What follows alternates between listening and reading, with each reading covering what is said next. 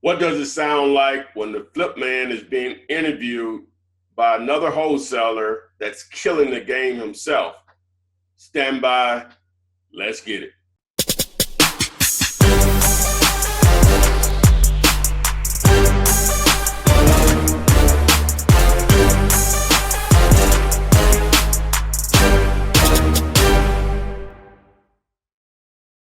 All right, you guys, welcome to my channel, Wholesale to Million. My name is Kong. Today, I got the pleasure to interview this guy. You guys have asked me, and I try to deliver. He is a powerhouse real estate investor, an entrepreneur, a mentor, a coach. I mean, everything you need to learn about wholesaling houses, go to his channel. He has over 270 videos that teach you guys step by step exactly how to do this business and exactly how to be successful. Welcome, Ty, aka the Flip Man. Ty, how's it going, man? Oh, I'm good, man. What about yourself? Hey, I'm doing great, and just want to say thank you so much for accepting the invite, taking the precious time of your day to be able to do this with me, and giving my audience the knowledge and everything you got, man. I really, really appreciate it. All right, no problem at all, man. You reached out to me, I guess 3 or 4 weeks back, and I wasn't ignoring you. I just kept forgetting. But yeah, I'm glad to do it, man. Yeah, not a problem. And also too, I want you guys to know, I don't meet Ty personally. I did watch some of his video. He's a great guy. He gave out so much free information. And if you guys do need somebody to take you by your hand, he's the man. So let's get right into it, Ty. So my first question for you would be, why don't you share with everyone your stories, how you got started in real estate, and to get people pumped up and inspired? Well, I got to do some house cleaning. Don't forget about the 200 plus videos that you can take advantage of right here on my YouTube channel. Make sure you subscribe to the channel, tap the bell, select the option, depending on what type of device you're on, to make sure that you're receiving all of my notifications. So whenever I go live, you're notified, and whenever I upload new videos, you will be notified.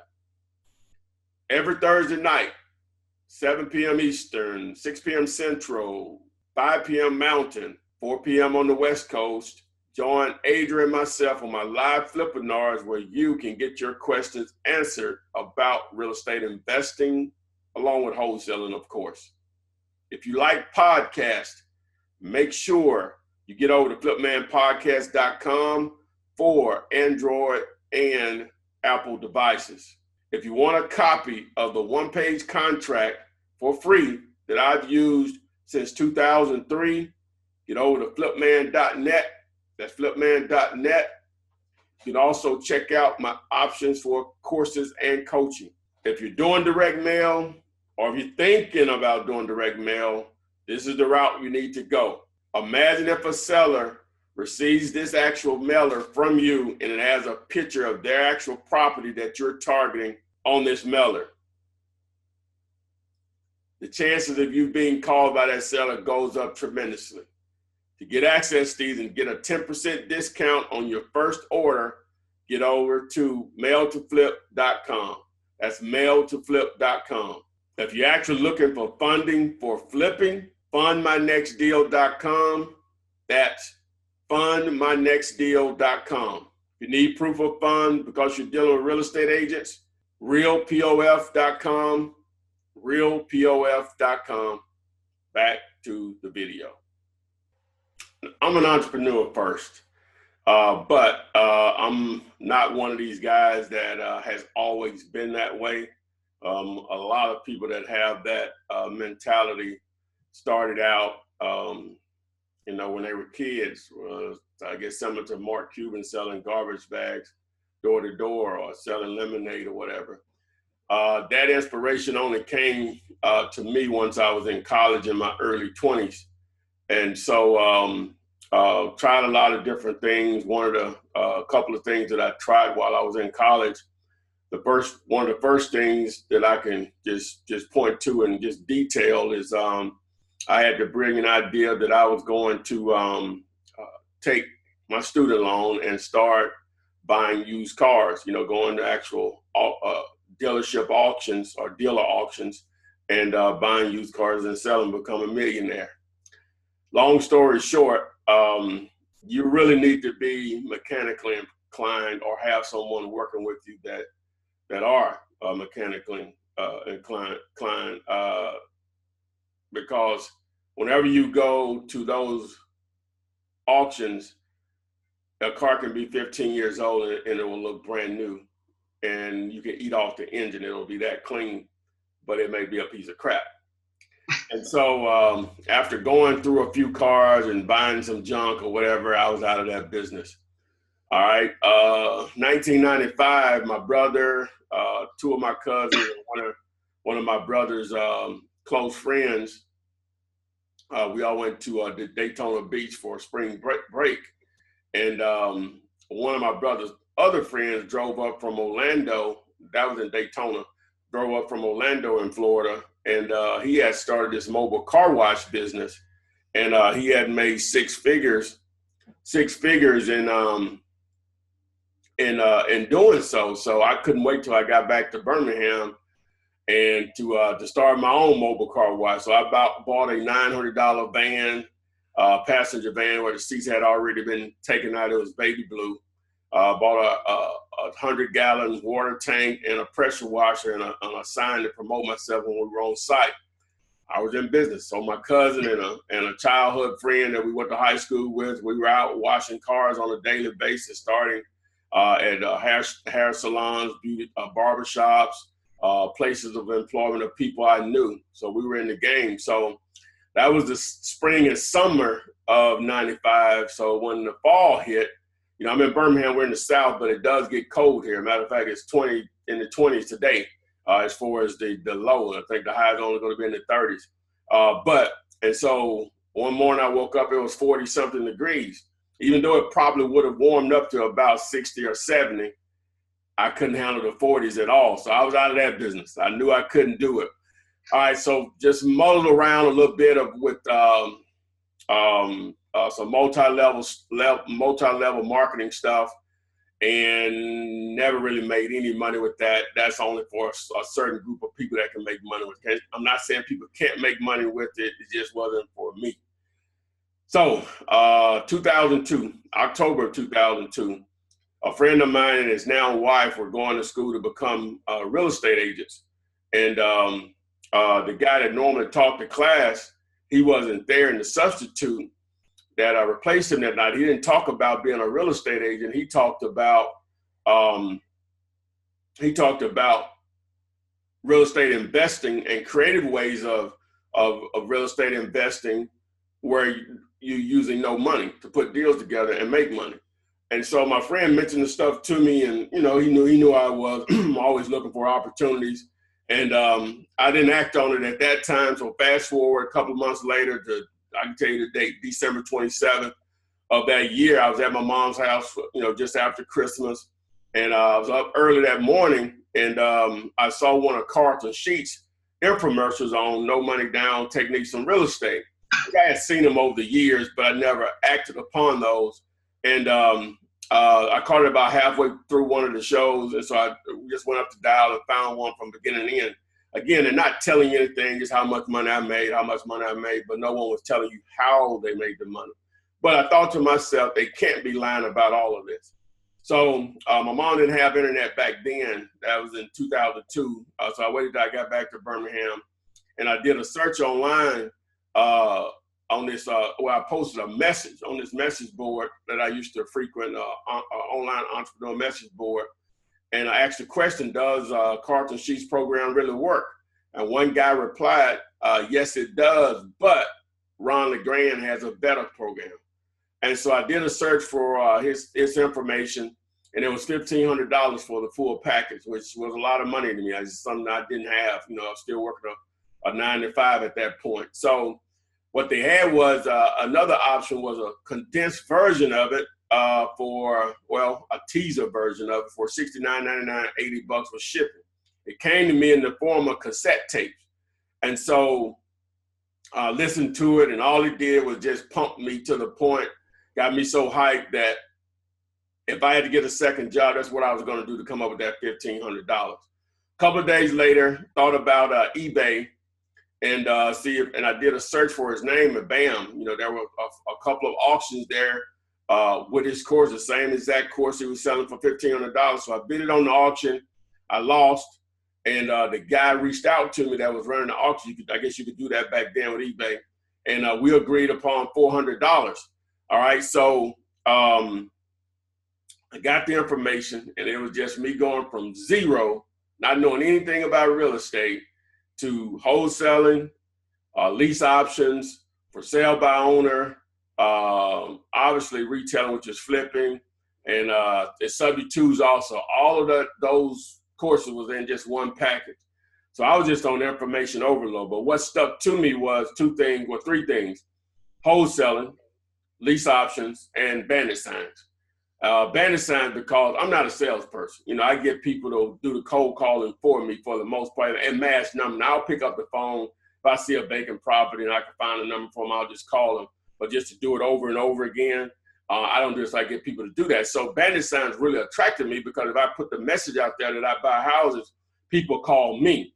You call me, then we're halfway there because you want something that I have, which is obviously they want someone to buy their house. So I ordered 50 bandit signs, and I paid $250 for it, which was I overpaid for them significantly, but I didn't know any better at the time. I picked them up on a Friday, and I put them out on a Sunday morning. Now, this is not going to happen for everyone. I'm not trying to dare say this, but this is what happened for me. The very first two calls were deals. One of them was a lease option opportunity, and one of them was a wholesale opportunity. With the lease option opportunity, the guy's mom had left him a house, but he already had another house that he was living in. The house that his mom left him had a mortgage on it, so he couldn't afford both payments. So he called me, and the house, what they owed on it and the repairs and it was livable, but it still needed some repairs. It didn't make sense for a wholesale deal from my understanding at that point. So I offered a lease option opportunity to him, and I explained the terms and how it works, and he was fine with him, very transparent on what was going to happen there with the lease option. Okay, so I advertised the property. This lady wanted the property, and I met her. I wanted $5,000 down, and I met her in the Old Charlie's restaurant here in Birmingham on Parkway East. Where it used to be there, it's not there anymore. I think a Mexican restaurant there now, but people at Birmingham know what I'm talking about. And she gave me 50 $100 bills. That was the most money I had cash outside of a tax return. That was the most money cash I ever had in my hand before. I was like, wow, this stuff really works. And so the lady wanted some repairs done before she moved in. The owner of the property was a handyman. I learned that through our conversations. So I was trying to make a win-win for everyone. So I said, well, he could do some of the repairs for you, blah, blah, blah. So another part of it is that a friend of mine, I was still working a job then, he did mortgages, and the guy that owned the property wanted to refinance the house that he actually lived in. So I put them together, another win-to-win. So my friend and I that I work with, my coworker, you know, I discovered, well, I got somebody who's going to get the house, man. She's already given me $5,000. Just through conversations, he mentioned it to the owner of the property. He felt I should have given him at least half of that, if not all of it, because he was having financial issues. That's really what it boils down to. And so whenever he was supposed to meet the lady at the house to discuss the repairs, he came over there in anger and told her to get off his property. He was going to call the police. Tyrone did not own this property. So the lady called me, and she was in tears, you know, because she had thought she had been scammed. I had already spent about $700 of the money. And so I told her, man, wherever you are, I'll come and bring your money. So I had to come up with that $700. I don't even remember what I did because I didn't have just $700 laying around or whatever, but I had it to give her money back. So anyway, so I met her, gave her money. So I called the owner just to see what was going on. And he and I got into a heated cursing match. And I found out through my friend that he was also a minister, a preacher. And so I made the comment through our argument that, hey, I don't know what flock is following you, what people are following you because you're a preacher, but I feel for them or something to that degree. And the last statement he made to me was, if I ever see you again, it won't be pretty, or something to that nature. So that's how that ended. I know I'm a little long-winded, but you asked the question, so I'm going to get to the wholesale. Probably we're going to something else. But sure. The wholesale deal was two sisters. Their mom passed, like a lot of people. We're not going to sell mom's house, too many memories. So they started renting it out to family members. And if any of you all have done that, you know how that's normally going to go. They're going to start trying to count your pocket. The rent is due on the 15th. Well, Ty, he can hold off to the 18th. I need to do this, or blah, blah, blah. So after going through that a few years, people moving in, tearing up the property, them fixing it, renting it back out. They were tired landlords. Okay, so they called me, and I'm still really green here now. I don't know what ARVs are for real or any of that. They wanted $20,000 for the property. I just felt there was much more than that. Now, I didn't have a coach or anything. I just went by the course and still a lot of unanswered questions. And so I advertised the property in the newspaper, which you can tell how long ago that is, who uses a newspaper now to do anything. And the guy stepped forward. It was a real estate agent. And he said he had a client that would want the property. And we agreed on $25,000. So I told him I was wholesaling it. He insisted that said, the only way this buyer will be interested, that I would pay him half of the $5,000 I would have made, which is the difference between $20,000 and $25,000. So I didn't know any better. $2,500 was a lot of money. Well, it still is, but so I agreed on. So the realtor ended up getting $2,500. So I met those guys in a parking lot, and they gave me a $500 earnest money. Set it up with their attorney. We closed it probably 10 days or so later. Boom, that was my first deal, and the rest is history. Wow, what a great story, Ty. What a great story. So so how old were you when you started it?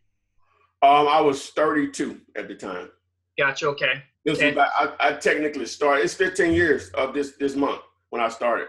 Nice, man. January of 2003. Congrats. And so how long did it took you to your first to do your first wholesale deal?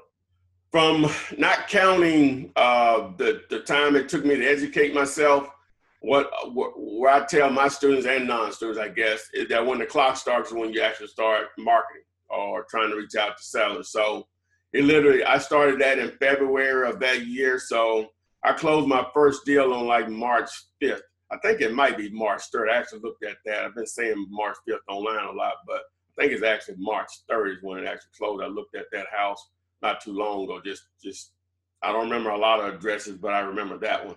So it literally took me a little less than 30 days to do my first deal. I really had two deals that I could have done in that time frame, but one of them I ended up getting later money back. So nice, man. It took me 6 months to do my first wholesale deal. So and that's not uncommon. And that's not uncommon. What did just to ask you? I'm not interviewing you, but I guess we sort of are because I'm going to probably post this on my channel. But sure. How did you even get interested in wholesaling? You may have already been interested in real estate, but how did you even get interested in wholesaling? Yeah, man. So basically, to be honest with you, that I never had the big goals or the big dreams to go and accomplish great things. We started in real estate. It was all because of the wife. We got to the point of our life where we're comfortable, but we wanted more, right? We're comfortable, we're happy, but we weren't satisfied because we knew that there was more to life. Well, what do y'all do? What do y'all do? Right now? I mean, before you got into real estate. Yeah, so before I got into real estate, I was working at a company making $8.50. I worked there for 8 years. It took me 6 years to make, I think, to make $15, and also to at the same time, right when we were about 20s, we had an opportunity to buy over a small business in the mall. Have you ever seen one of those kiosks? One of those kiosks in the mall? Yeah. So check this out. I was at the time, Ty, I wasn't the person I am today, Like I was very insecure, very, very shy, super shy. And that's the reason why, that's the reason why too, it was so hard for me to find a job, because for me to work in an environment, to stay there for a long time, I knew that I only can work with 3 or 4 people at a time, because more than that, I just get too nervous, and all this anxiety attacked. So anyways, when my wife bought over the business, I'm just gonna make a short story, long story short, because this is about you, man. It's about you. So anyways, the wife bought over the business, and the kiosk was selling beauty products, hair extensions, curling irons, straighteners. So we used all of our money that we have saved to buy our house, bought over the business, and she said, Colin, we don't have any employees, so I need you to come into the mall to help me sell this. And man, Ty, I was like, dude, Lon, what's going on? I said, what's going on? I said, you know who I am. Lon, I don't go to the mall, and as a guy, like, you know how insecure I am. And so she begged me, and then she begged. She's like, well, Colin, you got to go and help me out, or otherwise we're going to lose everything. So anyways, you know what? I decided, I suck it up, go in there and give it a shot. I went in there, literally, within 10 or 15 minutes, I was standing in the middle of the mall. I was sweating. My palms, my hand was shaking. My leg was shaking. And I just got the guts to ask a random girl to go by, and I said, hi, ladies, you want to get your hair done? She turned around and said, no. My heart just dropped. Oh, man, you're about like me. I would have been ready to go home and get into bed in the fetal position. Yeah, man, that's right. So I took the keys. I drove home. Tears were coming down my eyes. And I told my wife, I said, Lon, I can't believe you make me do this. I can't believe it. Because I said, I would not make you do something you don't want to do.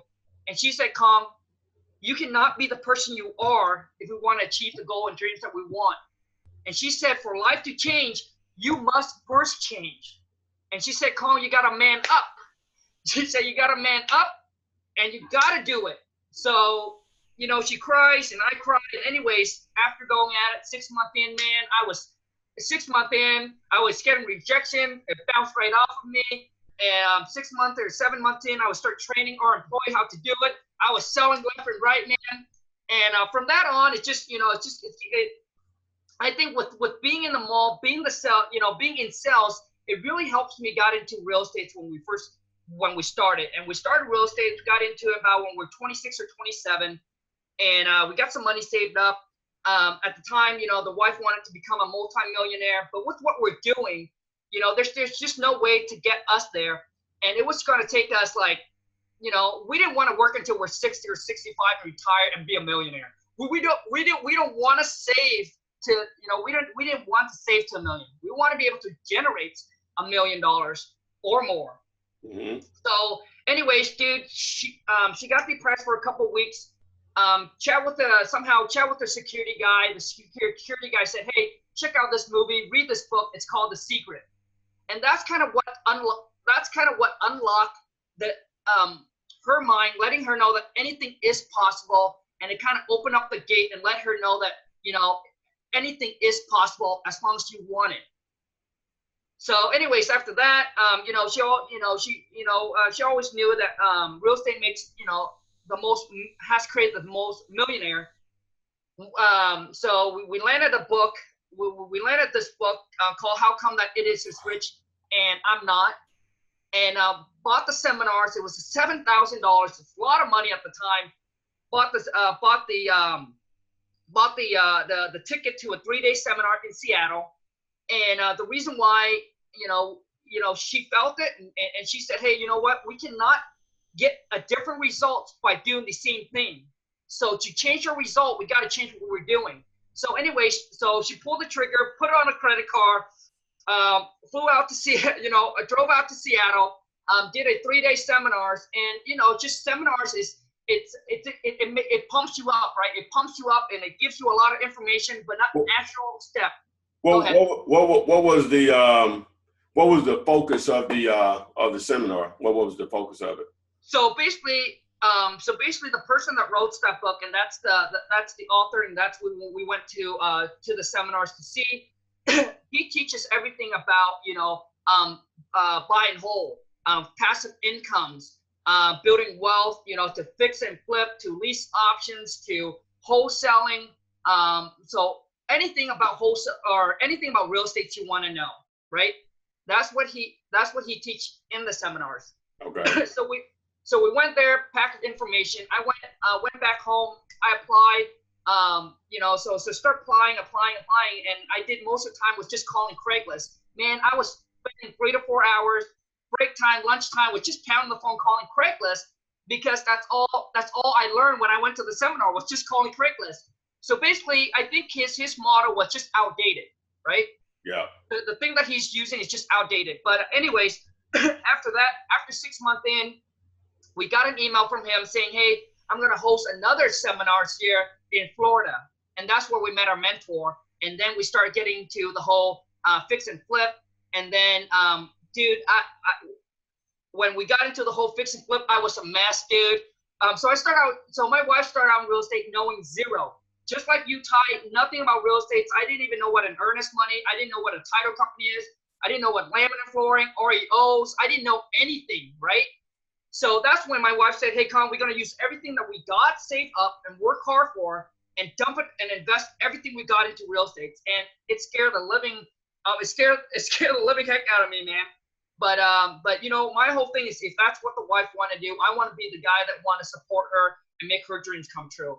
And you know, my mentor asked me, so Con, what wakes you up every single morning and do what you do? And I said, that's what it is, because I want my wife to say, hey, that's what I want. And I want to be the guy that say, I'll get it for you. So anyway, man, so after that, I got into the whole fix and flip. My life was just a mess. You know, I was just out of control. I wasn't organized. I was working 15, 16 hours a day. And the goal when we got into real estate, not just accumulate the money, but also too is that time freedom, right? So I was just a hot mess. And then we knew that this wasn't the lifestyle that I wanted to live. And then fortunately enough, within a year or two in, I did my first wholesale deal. It took me 7 days to do it. I made $27,000. Wow. And I said, yeah. And I said, man, if I can make $27,000 in 7 days, I could have never done that flipping houses. Did you, I guess, did you all ever do any fix and flips? Yeah, man. Yeah. Okay, so who was were you all using your own funding or some hard money or a combination, or how were you all doing that? Gotcha. Okay. So basically, we at the time we got our mentor to come out. So you know, we flew him out for 3 days. We started to go to banks, right? We started to go to banks and letting them know that we want to get into the whole fix and flip. And we got turned down by 3 to 4 banks until we got to this bank, and they kind of took an opportunity, because at that time, I think it was 2012, and they're saying, Colin, we got a bunch of you coming in here want to flip, man, right? That's pretty much what the banker said. And they said, it's risky. Most of them don't make it. So they didn't want to invest or fund the money to them. But anyways, they gave us a shot. They gave us a chance. Our first flip, we bought it for $63,000. That was with our cash and with the bank's money. Okay. Because they would loan to us 75% of either the ARV or either as the appraised value or whichever is less, either the purchase price or the appraisal value. What was ARV on that one, if you remember? Yeah, I actually do remember. So the ARV, after all fixing it up, it was going to be, we listed for $169.9. But the bank would loan on it at as-is value, so they'll send the appraiser to come out to see what the property is worth in an as-is, and then if it's lower than what we're looking to buy, then they're going to use the appraisal value. Okay. So whichever is lower, so they're going to loan a 75% on it. And that's what we did. And my mentor, I didn't know anything about houses, but he talked to the contractor, line up the GC, our first flip, I didn't do anything besides, you know, just coming up with the funds and just, you know, just lining everything out. But we made 50,000 minus all the realtor commission, the closing costs. So all of our flip, so we're fortunate enough not to lose any money on it. But it was getting to the point in time where I wasn't good at managing contractor. I didn't want to wake up at 5 or 6 o'clock in the morning. I tried working with the GC, but I still having a problem with them. I got you. How many? I know this turned into me interviewing you, but we'll go back. It's fine. We'll go back and forth. Sure, whatever. Sure. Well, how long did you all do that before you say, hey, let me try this wholesaling thing? Okay, man. So what really got us into wholesaling, because I was just getting to the point where all of our funds tied up. We just couldn't flip another property. All of our funds was tied up in all the rehab and things like that. And then we did that for, I think, for about 3 years or so, just flipping. And then I came across that wholesale opportunities. I knew that I'm not going to flip it. And I heard about wholesaling. So I decided to tie it up. And at the time I already built up a little bit of cash buyer as well, tie it up and send it out. And we got that thing sold in 7 days. And, wow. You know, after that wholesale deal, you know, the time that I put into it was probably 2-3 hours, and it closed in 7 days.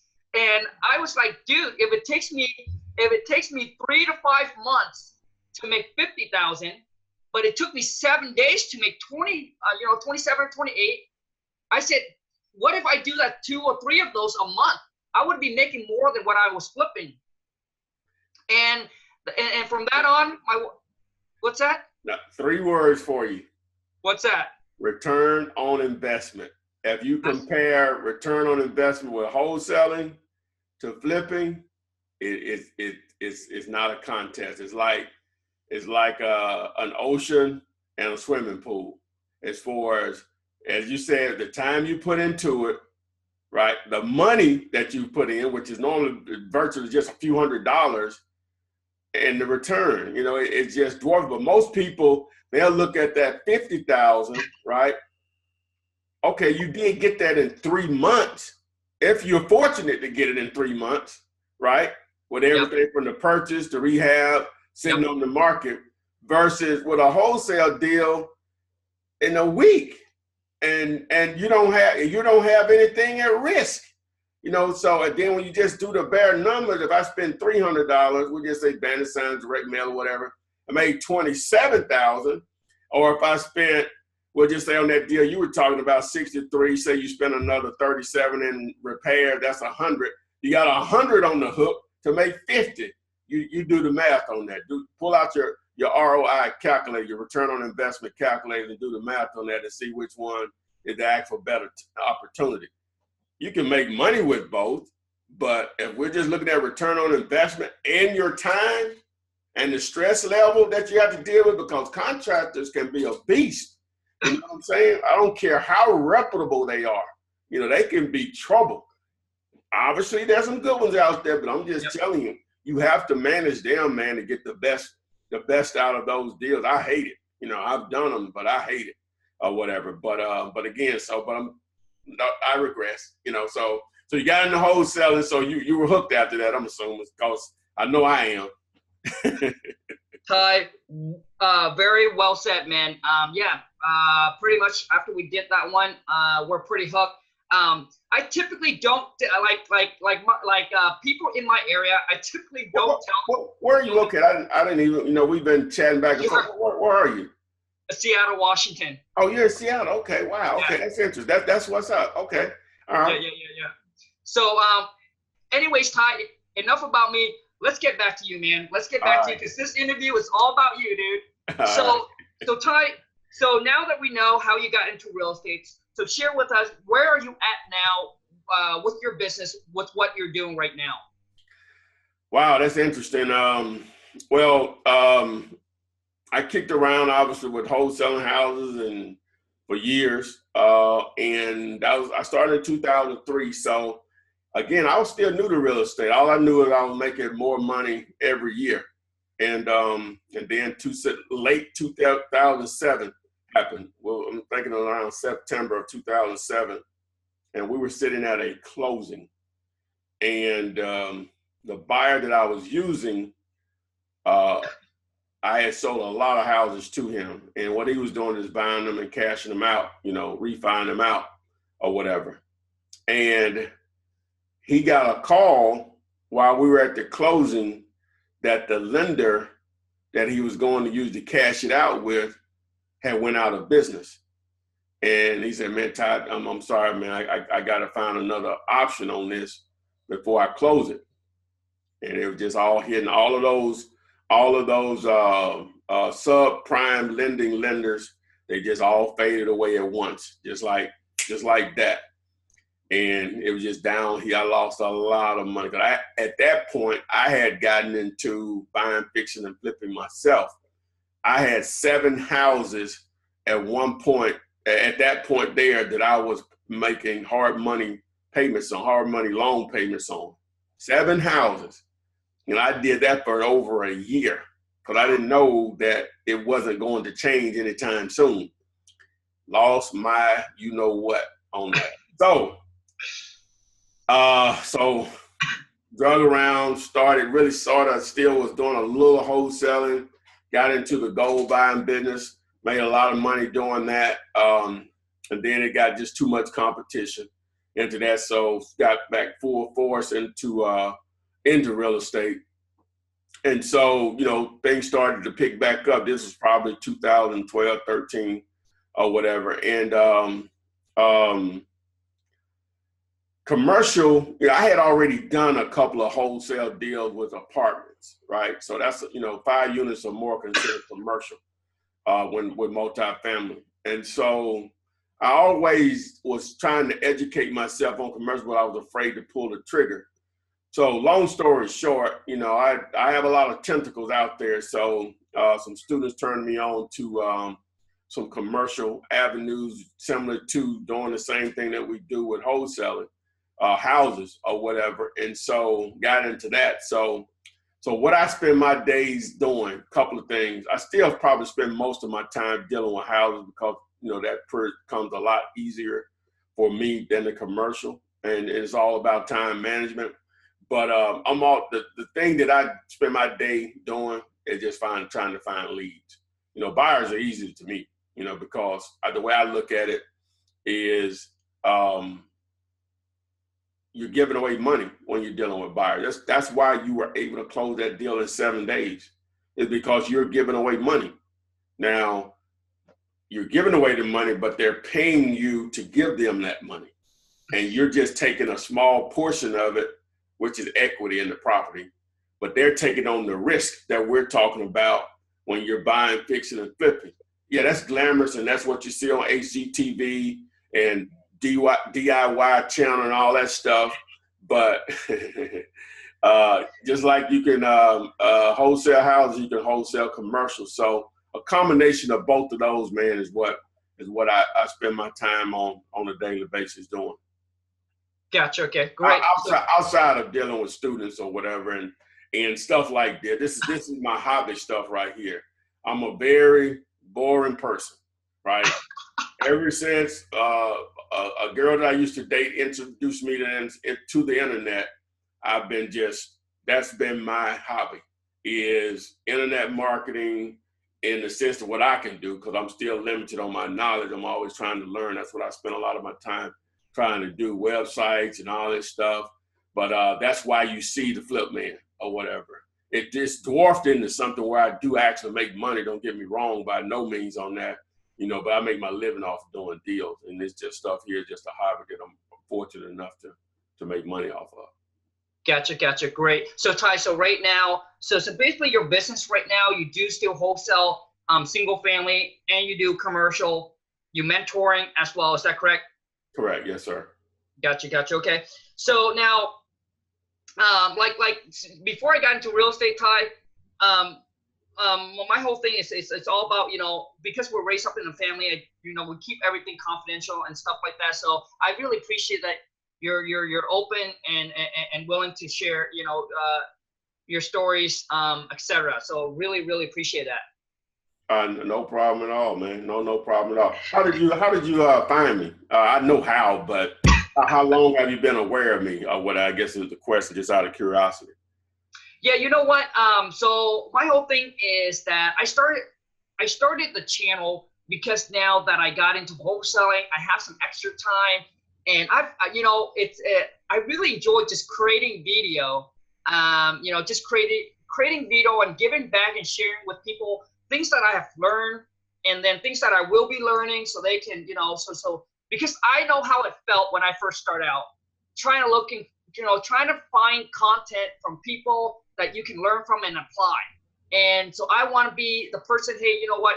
Here's what I've learned. Here's what I'm going to learn. Here's what I'm doing. And hopefully you guys, they'll be able to use the resource and going out there and create their own success. I got you. But our main focus is that's all we do. Wholesale 24/7, 7 days a week.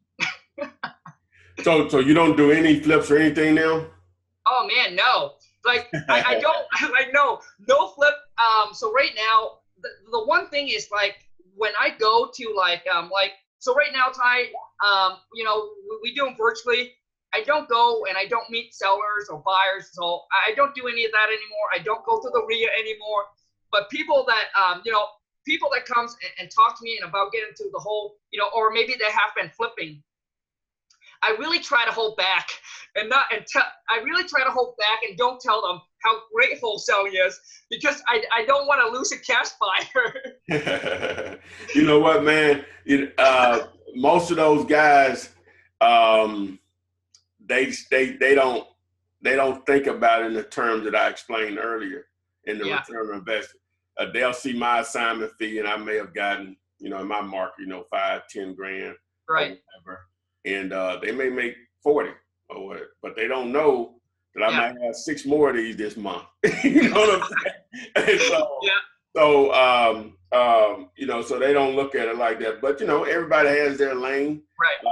That's what makes the world go around. As long as HGTV and DIY channels doing their job, you and I will be all right. That's right, man. That's right. Yeah. So you do a lot of virtual stuff? Yeah, I mean, right now, that's all we do. Like, when the seller calls me up and want to meet up, nope, I refuse, because I want to put my mindset as virtual. I don't want to say, yeah, you know what? It sounds like a great deal. Maybe I should go meet them. And the bad thing is they don't want to meet me, because if they do, I'll get that house for even cheaper than it is on the phone. But right now we had a team in place and we do them all virtually. And the goal is to completely remove myself from the business and just have the team run it by themselves. So work less and make more. That's the goal. I got you. Well, what's your all's best form of marketing? Right now, I mean, we spend a lot of money on direct mail. We spent right now about 20,000 or so in postcard, yellow letter. Now, I want you to understand that I don't know anything about marketing. My wife does all the marketing. Oh, okay. So all I know is that we do yellow letter and postcard, and then we probably 95% of all of our monthly marketing go into postcard and yellow and letters, direct mail, and 5% is PPC.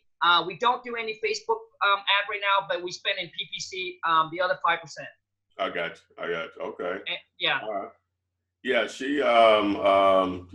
we'll get to it, but they need to maybe take a look at the mail to flip video I just recently did. I think you all may already be doing it. I don't know, but that may be an avenue to get your direct mail up to another level or whatever. Okay.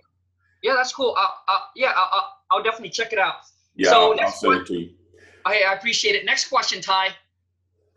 So, for those that haven't done a wholesale deal and it's just recently got into real estate and wanted to wholesale, what are some tips that you can give to those newbie or beginner, how they can do their first wholesale deal? Well, the first thing that I think that most people got to get a grasp of is most people, we all obviously always want to know what we're doing when we get out there and do something. Seems like there's two generally speaking here, there are two lanes. You have people that they'll learn. They'll start. I've been reading for 2 years or 3 years or whatever on this. You know, my mind doesn't work that way. This stuff is not that complicated. What are you reading for 2 or 3 years? You have that group, right? And so they probably are more knowledgeable than I am. In reality, I just have experience. You know what I'm saying? Then you're gonna have the other group that they'll just see one of my videos and then they'll go out there and call a seller. They have no idea what a deal is. They don't even know what questions ask or whatever. So you have that group. So I respect that group more in the sense because they are at least taking action. Because even if you make mistakes, which a lot of people, that's why this other group, the one that's been studying for 2 years, they don't want to make any mistakes. They want everything to be perfect. That doesn't exist. I still make mistakes. 15 years in as the date of this video. But the mistakes that you make are so valuable that the lessons that you learn. That's one of the other great things about wholesaling. If you make a mistake as a flipper, a buy, fix, and flip, oh, it may cost you your butt. It may put you out of business. You see what I'm saying? Yeah. Whereas with wholesaling, you're probably just going to be embarrassed more than anything. And as I like to often say, embarrassment is free. You know what I'm saying? So to answer your question is I would encourage you to at least know what you're talking about. Sound like you know what you're talking about, right? Now, some of that's only going to come from experience of talking with enough sellers. All right, there are two schools of thought on sellers and buyers. Some people say go find buyers first. I was taught sellers, right? And that's the way I teach it and first, because again, as I said, it's not difficult to give away money. It's harder to get someone to give you $50,000, if we say that's in equity, than you to give away $50,000 in equity. So why not spend the time on what's harder? Because the easy part is there. We know we can get away 50 grand on any street corner in the world if you don't get killed first with that kind of money on you. But starting out, so educate yourself and then just take action. Now, you have me on here, and you've already mentioned it. I give away the information on my YouTube channel when it comes to wholesaling houses. There's over 200 videos, everything you need to know. And people will reach out to me. I make myself very reachable. People reach out to me, and don't ever think I'm being rude if I refer you back to my channel or refer you to my weekly Flippinars, because normally what happens is that you're sending me over a question that I know you haven't watched all of my videos. You haven't even watched a 10th of them with the question that's coming over. Don't ever think that I'm being rude, but you know, and then I have days like anyone else. I have problems. I have a life or whatever that ain't all good or whatever. But at the most part, I just know people haven't went through what's free. And then people will contact me and want me to work with them and, hey, let's split the first deal. Yeah, that sounds good. And it would be more than what I actually charge.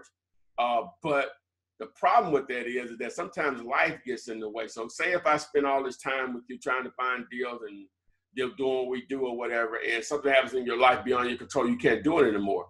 What happens to me getting paid? So take advantage of the free information. I'm not get off my soapbox, but take advantage of the free information that I have and others that put stuff out there, and then just take action. If you do a good job of making your phone ring on a daily basis, you will do deals, and lots of them. It's really that simple. There's no magic wand that I'm waving. There's no magic wand that you're waving, Kong. If you do an effective job of marketing, which you know this, you will do deals. If you don't, you will not do deals. It's really that simple.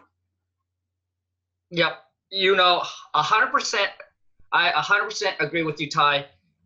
There was time where in my life that, you know, once we start wholesaling and my income went like this, it wasn't steady because exactly what you said, I wasn't, I wasn't pouring enough time into marketing to keep on generating leads. And and then I get paid and then it shuts off. And then I get paid and then it shuts off. So you know what? Marketing is the key to me. If you know, for you guys who want to generate leads or trying to leverage up and things like that. Well, and I'm glad you said you were in Seattle. You know, I've touched in different markets with some of the interviews I've done on my channel, and I got Southern California covered pretty well. I got 2 or 3 videos there, but no one ever from Washington, you know, and the houses there I hear can be in that Seattle are very expensive. And what I tell people is, like, you made 27 grand on a deal in your market. That's probably not far off what the norm is. What's normal for you in your market? I got a question I want to ask you. Sure. So for us, it's like typically when I put an offer in, we probably don't want to make anything less than 20. So when I put an offer in, we probably don't want to make anything less than 20. But once we got into the deal, since it is virtual, once we got into the deal, a lot of times the sellers will give us, you know, they will say, oh, the house doesn't need much rehab, and we lock it up based on if they telling us, okay, this is what's needed, this is what's needed. So we lock it up on the contract. Then we send our buyer to come out there, and then our buyer's like, well, Kong, it needs more than $20,000 repair. So now I can't pay you the assignment fee of $20,000, but you know what? I'll pay you $10,000 or $5,000 or $15,000. So when we make their initial offer, we won't make an initial offer for less than 20. But when it comes to down to, we send out to all of our buyers to get the deal done. If we make 10 on it, 5 on it, heck yeah, man, let's get it done. Oh yeah, most definitely. And the prices of houses out there, are they similar to Southern California or a little off or what? Right. So the thing is, Ty, I want to make sure that I'm clear with you. We're not actually in the Seattle market. We're actually about an hour and a half away from the Seattle market. Okay. All right. So our house's price range, you know, a 3-bedroom, 2-bath, probably in our area, probably be around that 350, 300 to 350. Well, okay. This is where I can tell compared to my market. You know, you understand an A, B, C, and a D neighborhood, right? Yeah.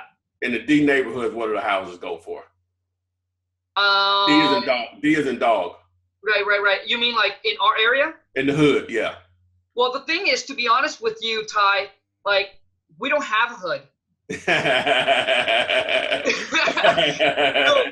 so to be honest with you, we don't have an area where they say, you know what, you don't want to go there or you don't want to buy there. Wow. You know what? I guess I could technically do that in my market. You know, there are areas I could just stay in. And some investors, that's all they do. So technically, they would probably say the same thing, I guess, because they don't deal in certain areas. Let me see.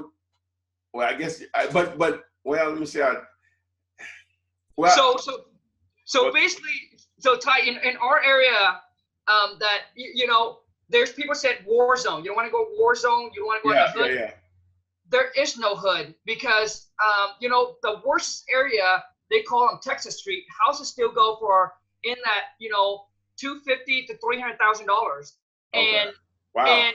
And the reason why they call that a bad area is because sometimes, you know, you get your car broken, but it's really rare, maybe once or twice a year. There's no shooting, there's no crazy things like that. Yeah. I got you. So, but that's still making my point, I guess, is that the bottom for you is in the 250 range or whatever, right? Yeah. And so people are like, well, no, I don't, because there are a lot of the examples that I'll give over the years, they may have been on a house that's 20 grand, you know what I'm saying? Or 15 or 5 or whatever. And they're like, that don't exist in my market. And I always tell them, don't worry about that. You know what that means? Your checks are going to be a lot bigger than mine.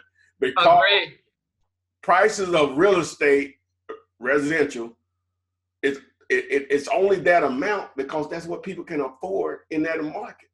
But you still have people that get divorced where you live, right? Yeah, absolutely, man. You still have people that lose their jobs, right? Absolutely. You still have people that die. Every day. You have people that relocate. Yeah. You have tired landlords. Absolutely. All of those create motivated sellers, which creates opportunities for you. Your job is to let them know you exist. And you do a great job of that, obviously, through direct mail. That's it.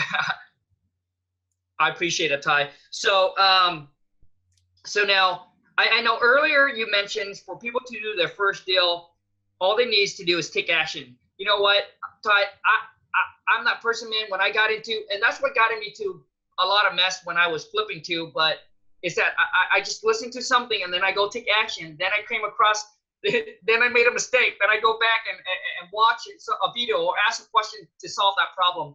But I was never an analyzer. Me either. So, I've gotten in a lot of trouble with that. I've lost a lot of money stuff because I'm not. I just see. I'm not going to invent anything probably ever, right?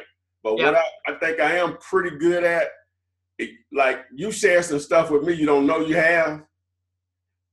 I'll take it. You know what I'm saying? Yeah. And run with it. You know, I'm always listening. Whenever I'm meeting someone new, my main thing is, what are you doing that I'm not doing? Right? Smart. Because I don't know everything.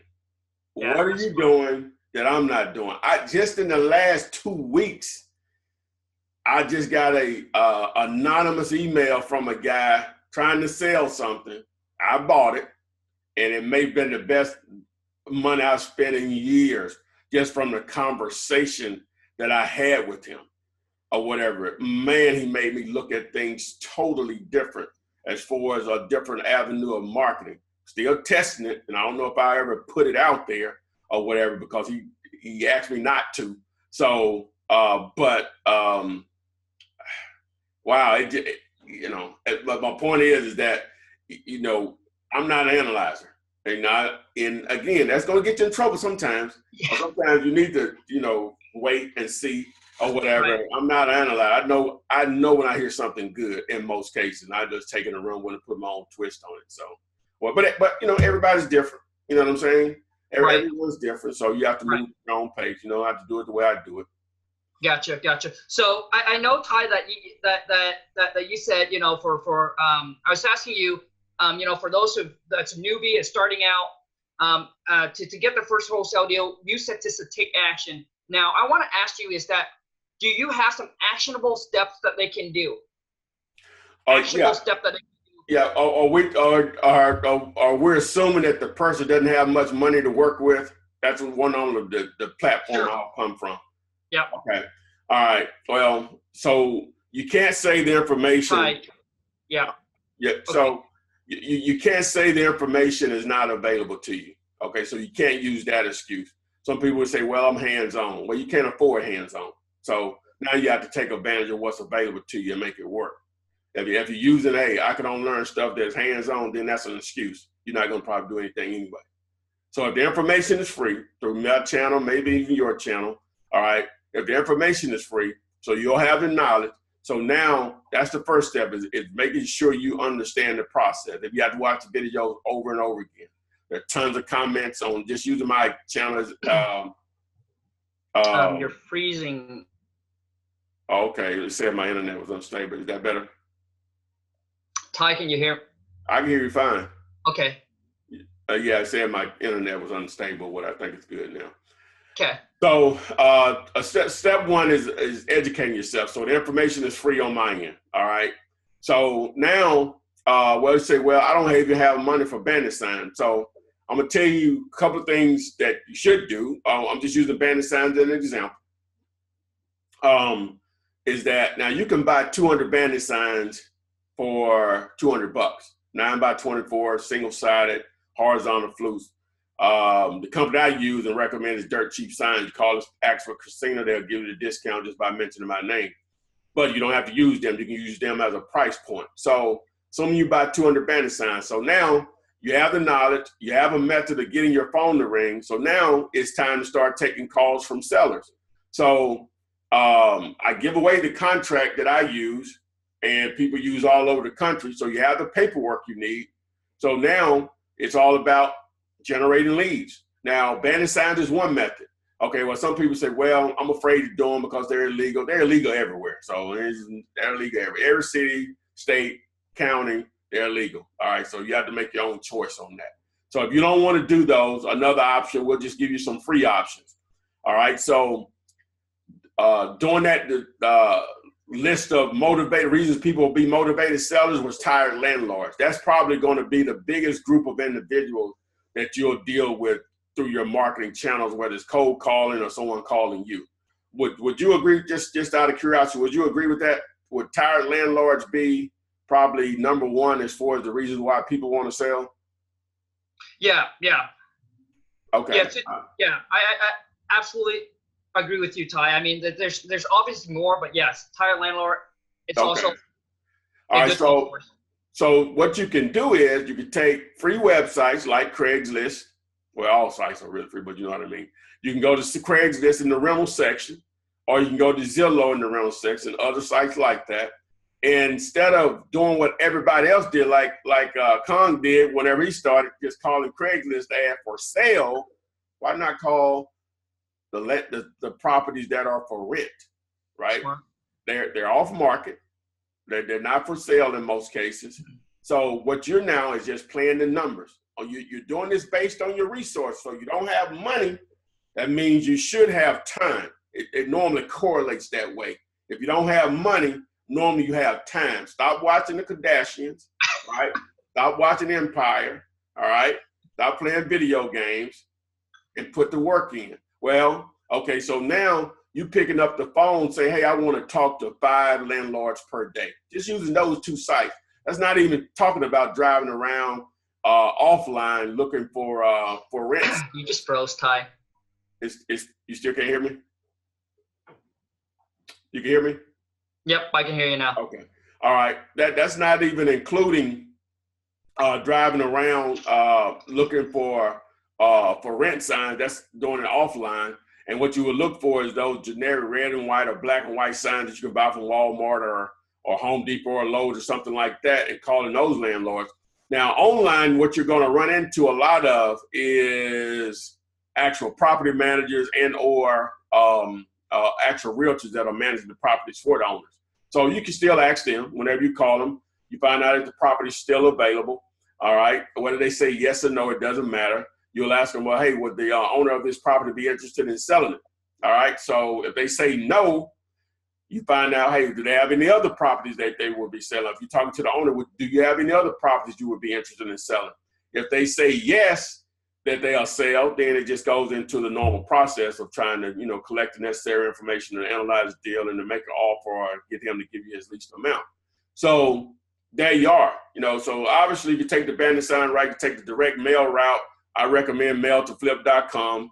I'm an affiliate of this service. I don't know if I told you, but I'll just mention it to you. But what they do is that like you all do your direct mail. Do you all have pictures of the houses on your direct mail? Do we have pictures on our direct mail? Sorry, yeah. You're breaking up. No, I don't think so. Yeah. What? Yeah. Oh, that's one of them. Yeah. Yeah. This is one of the postcard. Okay. What they do is, oh damn, I don't have it in here with me. Oh, I should have it. Oh, I should have it with me. Oh, nice. You know what? I've heard about it, but now that I actually see it, wow. Yeah, and then they do the letters like this. Yeah. That's amazing. This is the owner's property now. Oh, wow. So for direct mail, the objective is to prevent your mail from being sorted when most people, according to the direct mail industry, most people sort their mail over the trash can. And so your objective is, as a direct mailer, is to prevent your piece of mail from entering into the trash can. And so when someone picks this up and they say, wow, that's my house, you've done your job. They read your message, right? And the numbers just take over. Wow, that's pretty cool. Now, Ty, so I'm gonna be a little bit selfish, you guys. So what is the cost for that postcard? You know what? I hate to quote it. If they go to mail-to-flip.com, just enter their name, phone number, and email address, you can they have an actual calculator on the site, right? And you can just do the numbers there. Anyone that goes through my site, the mail-to-flip.com, they'll get a 10% discount on their first order for the printing. So, but they actually have a great calculator there on the, and then they have different sizes than this or whatever, but it'll give you exactly what it'll cost to send. So nice. Nice. So you mentioned it's what is it? Mail to Flip? Yeah, you know, I'll send it to you, but yeah, it's mail to flip. It's like mail, MAIL, the number 2, FLIP.com. Cool. So let me see. All right, hey, thanks a lot for sharing that information, Ty. But so I figured that you've already answered the questions of kind of give them a breakdown of how to get their first deal done, right? Because you were cutting out. Yeah, well, yeah, I was, the reason I went and got that, I was using that as another example, but depending on someone's budget. But I try to take it from the approach that someone doesn't have the money to spend a lot of money to spend on getting started. So I gave them in my opinion, one of the best ways to do it for free is targeting, landlords, so.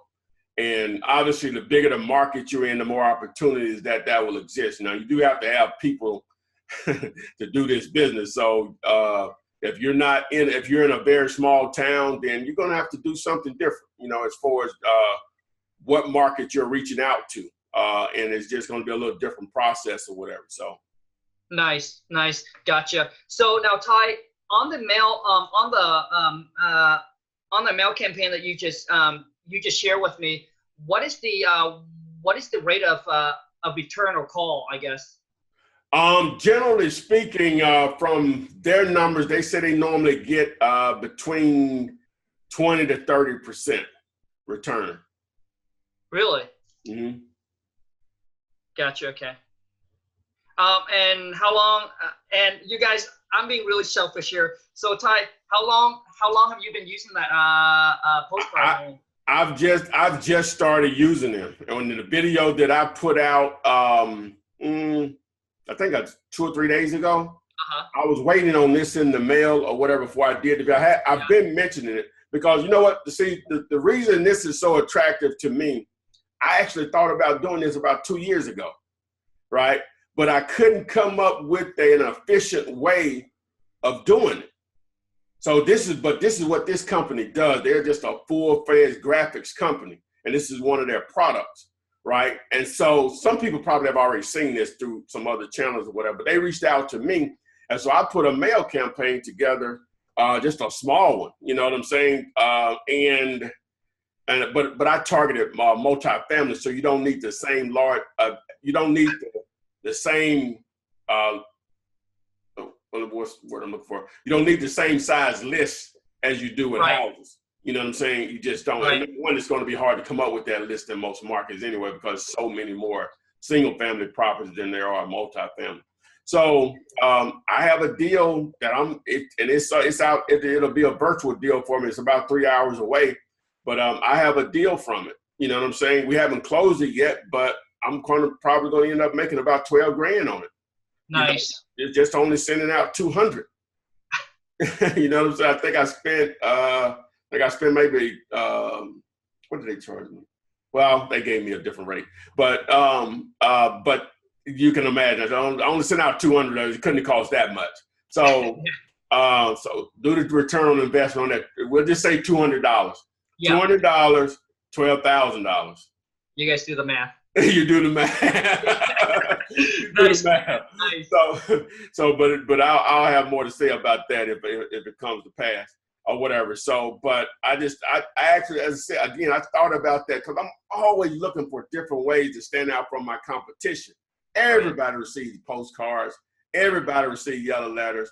Now, one of the things that I was doing, but this is what I'll be doing from now on when I do my direct mail, is that I would actually sit down and scrub a list. I'll buy a list, right? And I would scrub the list. I would only buy a list of about 500 names, and I would manually go through each one of them looking for equity. The potential of equity, because sometimes you just don't know. But the potential, what I mean by that, if the ARV of the house is 100, and I see they bought it back in 1995 for 30, there's a possibility that they don't owe anything on the house. You see what I'm saying? So that would make my list. But if the ARV is 100 and they just bought it last year for 90, there's no equity. There's no reason I should send out a piece of mail. but how I send the mail is just as important. So because I'm sending a much more direct, a targeted list, then what I do is I send out, if you receive something about, like if someone sent you a document about FedEx or UPS, that letter is 9.5 by 12.5. And then it's that thick cardboard type mailer, right? Yep. I ordered those from this company, this website, envelopes.com, and that's what I send, right? So when they get my piece versus like the postcard, both work now, don't get me wrong, like the postcard you send, well, who has the likelihood of getting read? Because they don't even know what's in mine, right? And two of the deals that I closed on it, they were two elderly ladies. They said, both of them said the exact same thing. They said that they called me because I took the effort to put that together, right? So, but you know, it's all about getting your attention, and at the end of the day, all about getting your message read. So smart, man. I love it, Ty. I love it. So last question, Ty, is that now this is for those that have the money and they're, you know, and they want to scale up to, you know, maybe do over 6 figures, you know, to do, let's just say a couple $100,000 a year in wholesaling. So my question for you is, for those that want to scale up, what are some tips and advice that you can give to those that want to scale up? Or maybe they're only making, let's just say, you know, 40, 50, or 60,000 right now, and they want to scale up and try to hit that 100,000 plus a year.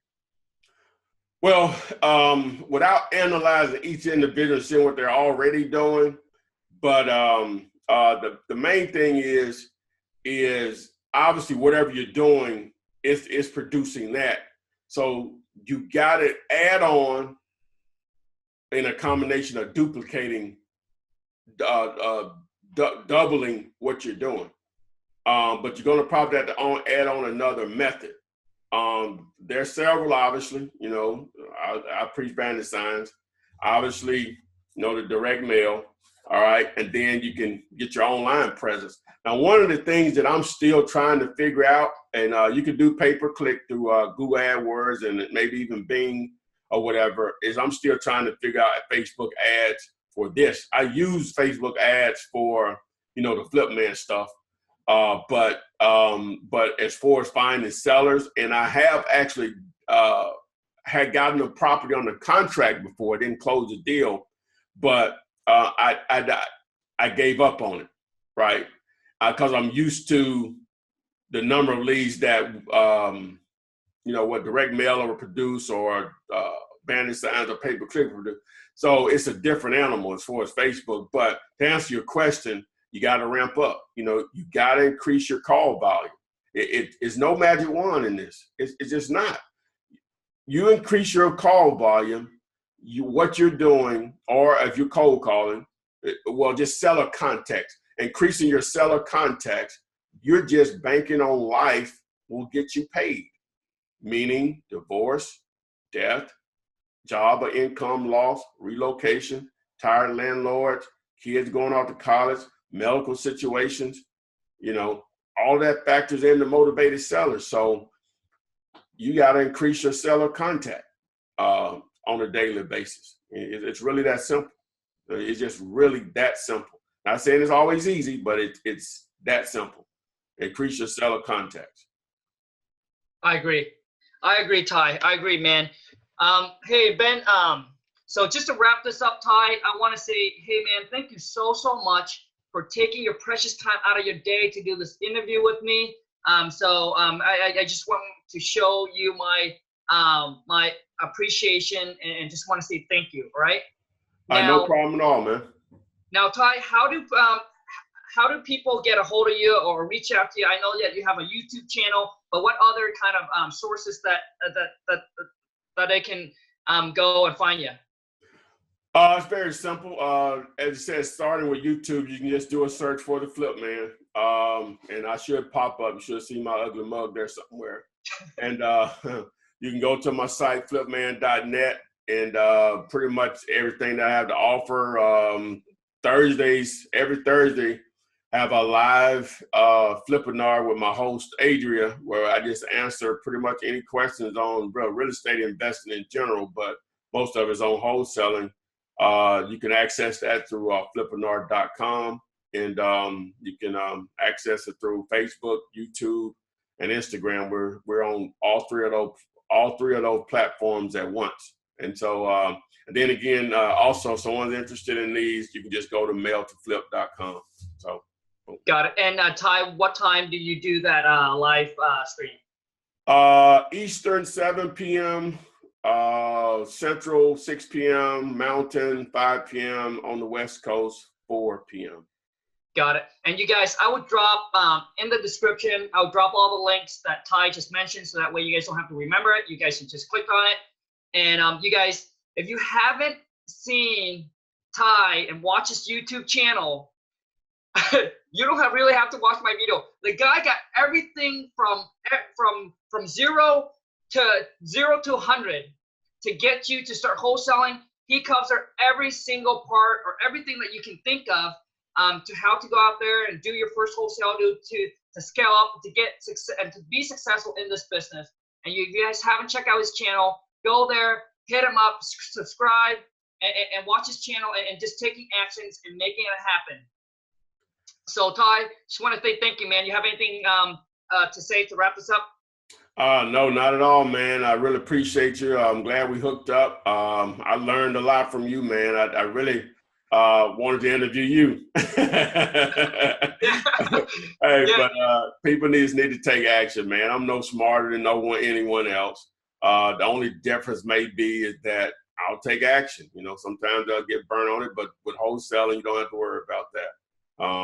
It just may get a little egg on your face, but that's free. So take action, people. You know, whether you go through me or through Kong, whoever, you know, just educate yourself, know what just sound like you know what you're talking about, and make sure you're making enough seller contacts. You know, you'll make money and lots of it. Nice. So you guys don't just watch this and then go back and do nothing. You guys watch it, take action, please make it happen. And Ty, thank you so much for wrapping this up. I really appreciate your time, man. And just want to say thank you so much. But I'll definitely drop all the links to Ty, so that way you guys can get a hold of him. Okay. All righty, man. Appreciate it. Yep. Thanks a lot, Ty. Have a great day, man. All right, you do the same. Bye.